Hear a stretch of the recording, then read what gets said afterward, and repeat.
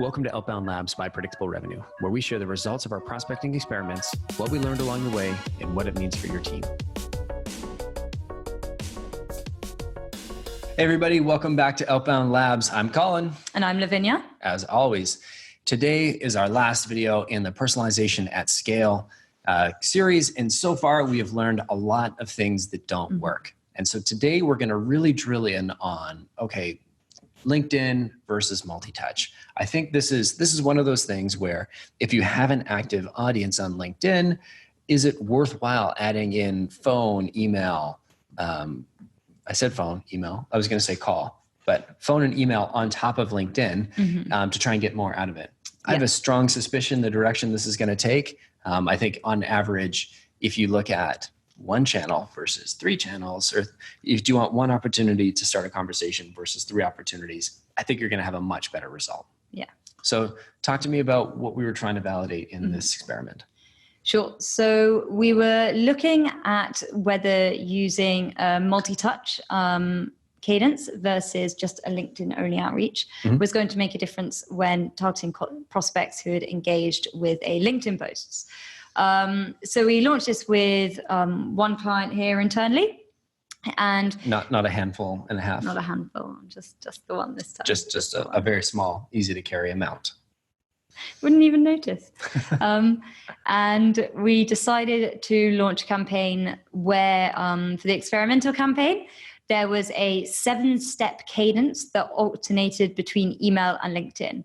And also crucially, each of these email and LinkedIn messages were personalized a bit more. They were also interspersed by calls as well. So we're really getting that multi-touch in there, and also still referring to the post. That was our opening line. That's why we were getting in touch.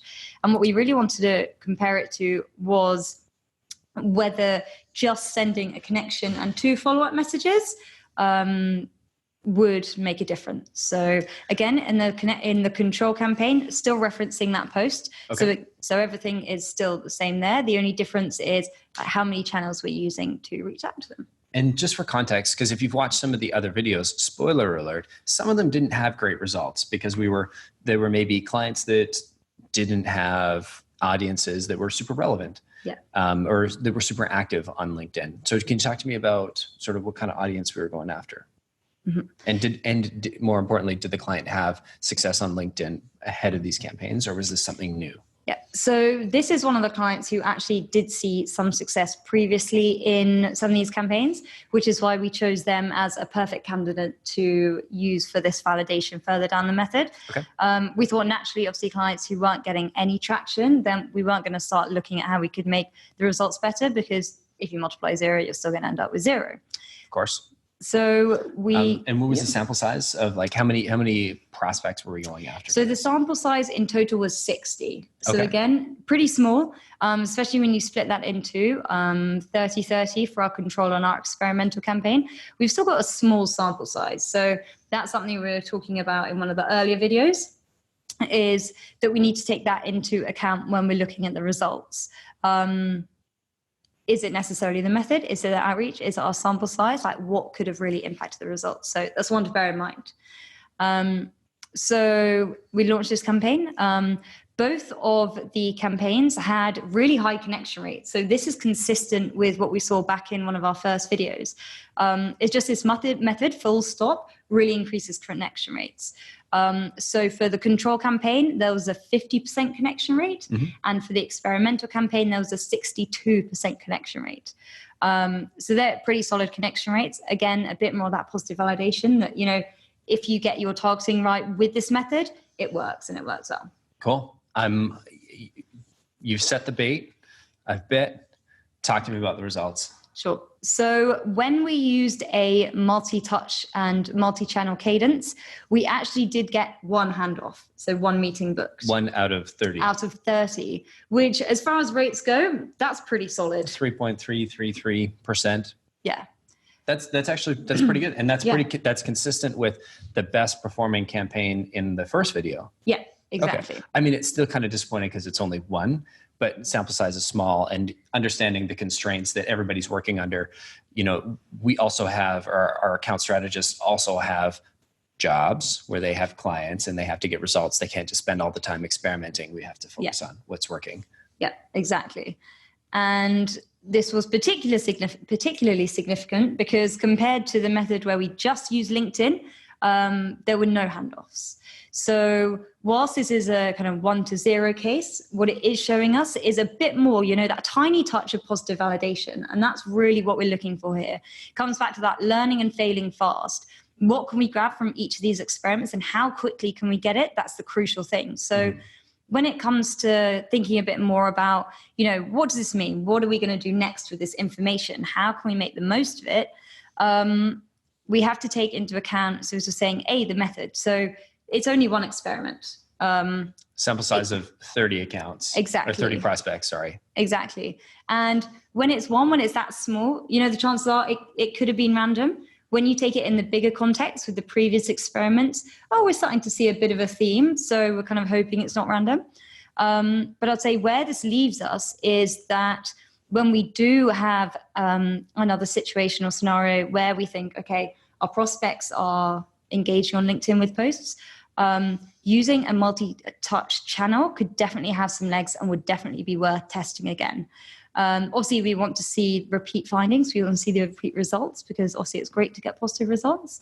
But that's really where it leaves us. And I think that's the key thing about all our experiments, like in this series and throughout the whole of Outbound Labs, is we're not looking for an overall conclusion every time. We're just looking for that tiny piece of information that guides us where to go next and where to test next. That's why we called it Outbound Labs as opposed to Silver Bullet University. I'm curious. I know we didn't talk about this before, but do you know if that meeting came from LinkedIn, phone, email? Just to put you on the spot. It came from, I looked at the results earlier this afternoon, and it came from email, I believe, although watch this space. Yeah, so. Cool. Okay, so had we not been engaging in a multi-touch campaign, wouldn't have happened. You wouldn't, like if you're just sitting on LinkedIn alone, it wouldn't have happened. And I think you can probably credit if you had reached out on email alone, it's hard to say because we didn't do a parallel campaign alongside to say, this audience. But I think it's fair to say that every activity through each channel is an additional piece of exposure. Yeah, and as long as you're doing those, well enough, and you're not, leaving hour-long voicemails and sending, really poorly written emails, then, every additional exposure to your name gives them one more insight, one more chance, one more opportunity to see your brand and give them a chance to respond. And I think the more channels that you're able to stack, whether it is LinkedIn, Instagram, Tinder, whatever you fancy. Yeah. Whatever, wherever you can find your customers. I really don't think Tinder would be a great spot to find customers. Please don't. But again, wherever they exist, go find them. Yeah, for sure. Fantastic. Any big learnings from this or anything else to share?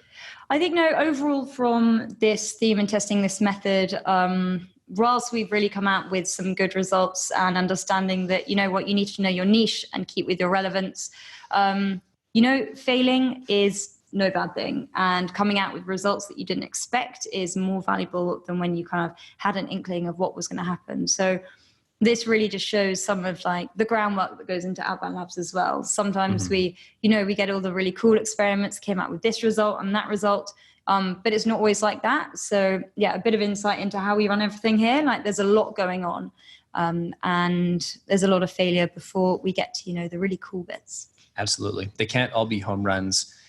Sometimes you just got to get those at-bats so that you can get that learning going. Right on. Well, thanks so much. And thank you. We've got one more video coming to sort of cap off the learning through failure. We're going to talk a little bit about some experiment design, some of the things we learned, some of the takeaways. So if you want to make sure you're notified when that video comes out, find that little rectangle that says subscribe. It'll make sure that you get notified. Actually, it'll make sure that you're subscribed to the channel, which will put our videos in your feed when we launch new ones. And then if you hit that bell icon, then you'll get notified. And I'm sure it'll be super obnoxious picture of me and Lavinia going, we got a new video. So if you want that to happen, hit that bell icon and you'll find an obnoxious picture of us for that next video. Anyway, we'll see you next time. Thanks. Bye for now.